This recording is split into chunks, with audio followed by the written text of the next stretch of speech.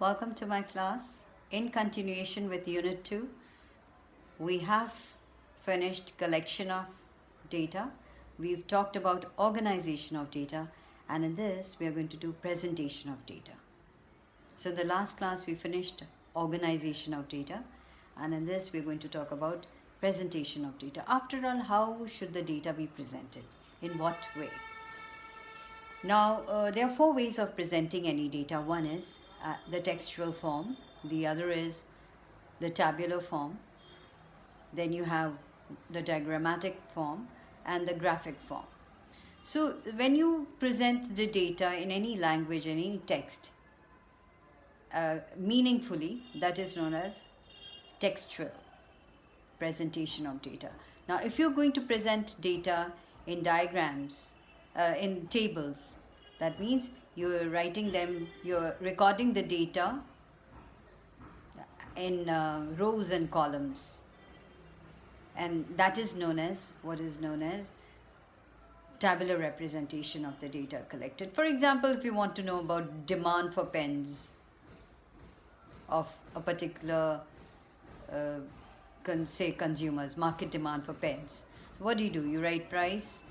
If you record that in tabular form, that is known as tabular form of representation of demand for pens. Now we also talk about what is known as the diagrammatic presentation, and in this we talk about the we have two ways of doing it, by bar diagrams and by pie diagrams. So when you show data in the form of bar diagrams and in the form of pie diagrams, perhaps it becomes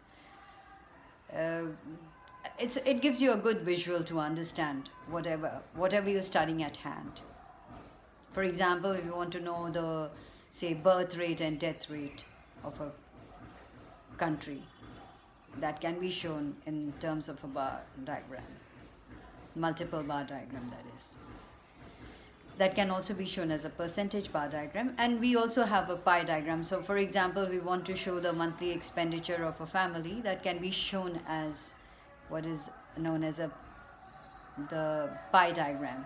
And then we have what is known as the graphic presentation, in which we show data in the form of graphs. Now what are these graphs? In the graphs we've already done one cumulative frequency graph, that what is ogive. So in the graphs we study what is known as, we can talk about the frequency curves, we can talk about histogram, we can talk about polygon, we can show polygon on a graph paper, and also something known as arithmetic line graph, which shows that it's known as time series graphs. So all of that, just have a look while I can just talk about these. So you've seen the four way of presentation of data. So when you're doing presentation of data, which is very important, is, now what is presentation of data? Now presentation of data, after you've collected it and after you've organized it, it becomes important to exhibit the data in a clear and attractive manner, so that they are easily understood and analyzed. So four ways we've seen: textual, tabular, diagrammatic and graphical. Now let's talk about textual presentation.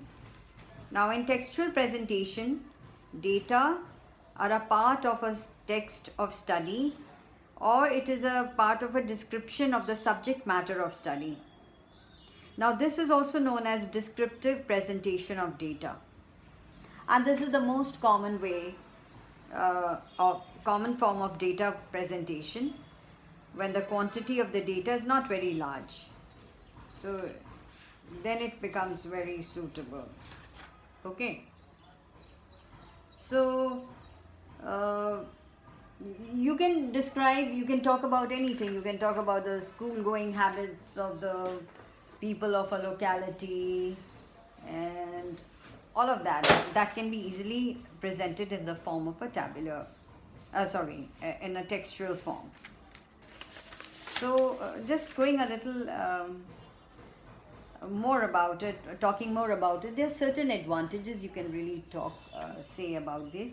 That this method is more suitable if the volume of data is small, and of course it is important. I mean, the person who's writing the report or the researcher, he can draw attention of the reader to certain points of special significance that he wants to show, that can be textually explained. And of course it's very easy for one to understand if you go line by line. If you read it once or twice, you're sure to understand. But there are certain disadvantages too, that textual presentation is very monotonous. You sometimes get bored, you get lost in so many words, you don't know where you are. Sometimes your mind doesn't hold your mind sometimes. So this method is inappropriate for presenting a large volume of statistical information, as I've already pointed out. And then it takes more time to understand the data if you're doing this. So that is what is a difference. That is what we are when we do the textual, when we are going in for describing the data that we've collected. Okay, so you can get a question as, what are the different forms of presentation of data? Which do you think is the best? After doing all this, we will know what it is.